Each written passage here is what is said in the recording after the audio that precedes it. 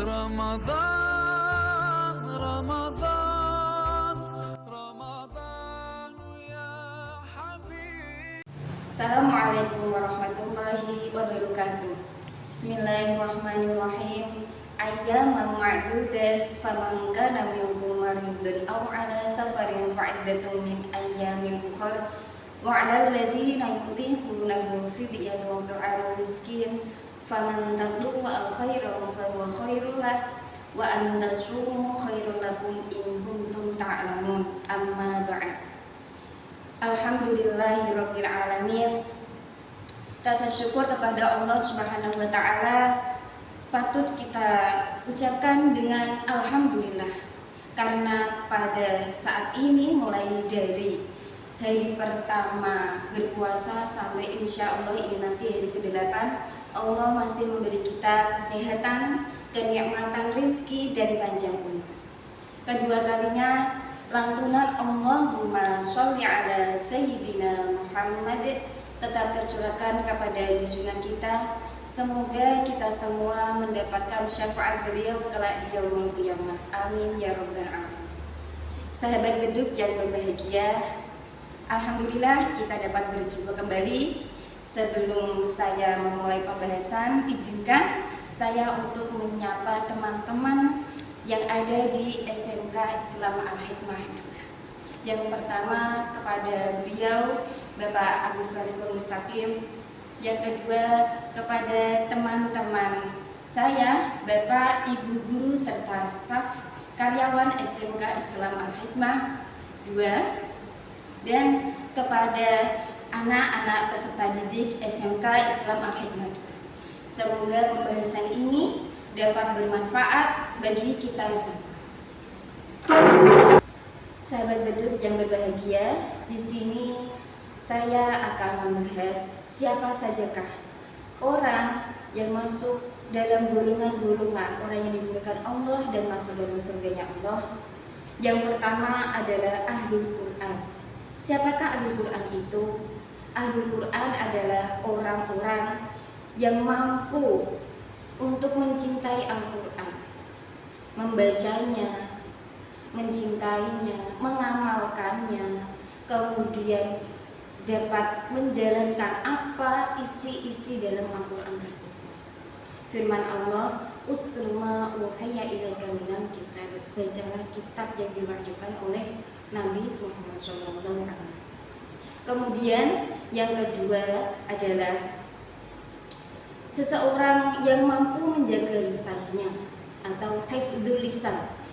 Firman Allah, Bismillahirrahmanirrahim, wa qulu linnasi husna, yaitu jagalah lisan kita ini agar tidak menyakiti orang lain, karena ketika kita menyakiti orang lain dengan lisan kita, itu tidak hubungan kita kepada Allah, tetapi hubungan kita kepada manusia tersebut, apakah orang tersebut memaafkan kita atau tidak, dan itu akan menjadi pertanggungjawaban kita. Jadi biasakanlah untuk berucap baik-baik.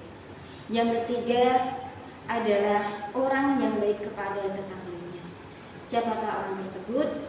Wabil walidaini ihsana wadil qurba wal yatama wal masakin wal jari dzil qurba wal jari junubi wassahibi bil jambi wal sabil. Jadi berbuat baiklah kepada siapa saja. Yang pertama kepada orang tua, kemudian yang kedua kepada sahabat atau saudara-saudara kita, kepada orang yang fakir, wal masakin, kepada orang yang miskin, wal jari bil qurba wal jari bil junubi. Siapa itu adalah tetangga kita yang dekat dan tetangga kita yang jauh. Jadi kita mampu untuk berbuat baik kepada tetangga kita, terutama kepada tetangga kita yang kekurangan atau kesusahan. Kemudian yang terakhir adalah asyam fi Ramadan, yaitu berpuasa pada bulan Ramadan. Berpuasa pada hakikatnya itu wajib, dan ayat sebelumnya sudah saya sampaikan bahwasanya terdapat dalam surah Al-Baqarah ayat 183. Kemudian apa saja keutamaan dalam berpuasa? Keutamaan dalam berpuasa yang pertama adalah seseorang tersebut dimuliakan Allah, diampuni dosa-dosanya ketika yang lalu dan yang sekarang. Kemudian pahala ketika kita melakukan kebaikan akan dilipat gandakan 10 kali lipat oleh Allah Subhanahu wa taala, kemudian mendapatkan syafaat Nabi Muhammad. Di sini saya akan menambahi siapa sajakah orang-orang yang diperbolehkan untuk tidak berpuasa.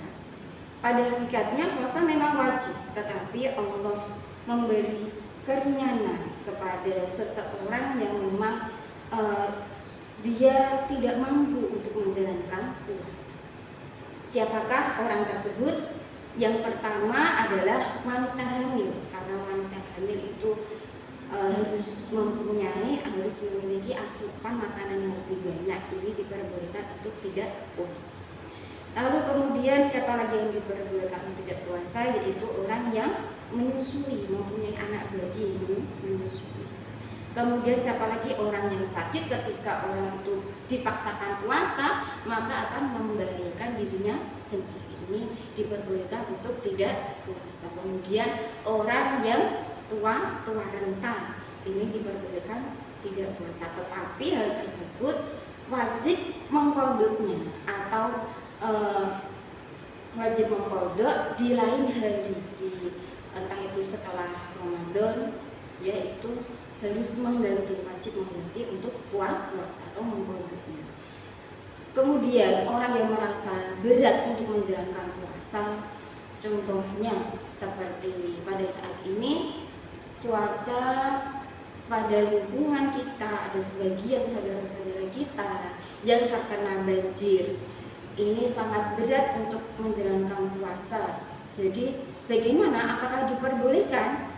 Tetap wajib untuk berpuasa, tetapi diperbolehkan untuk mengqadhanya. Pada saat ini tidak puasa, tetapi di lain hari harus mengganti berpuasa. Sedangkan orang yang meninggal, bagaimana orang yang meninggal ketika di hari puasa Ramadan seperti ini? Jadi orang yang meninggal tidak wajib untuk mengqadha puasa, tetapi membayar fidyah sesuai dengan puasa yang telah ditinggalkan. Membayar fidyah itu memberi makan seseorang fakir miskin sesuai dengan porsinya, kemudian ditinggalkan puasa itu selama beberapa hari, dan itu kita memberi makan orang tersebut sesuai dengan puasa yang telah ditinggalkan, atau pada zaman sekarang itu membayar makanan pokok yaitu beras.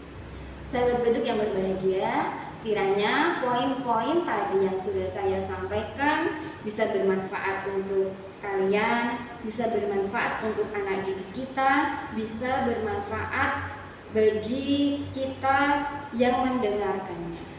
Kiranya itu yang dapat saya sampaikan. Apabila ada salah kata, perbuatan saya, atau mungkin tausiah saya ini ada yang kurang baik, silakan kalian mengomentari atau menyarankan. Kiranya itu yang dapat saya sampaikan. Akhirul kalam, wassalamualaikum warahmatullahi wabarakatuh.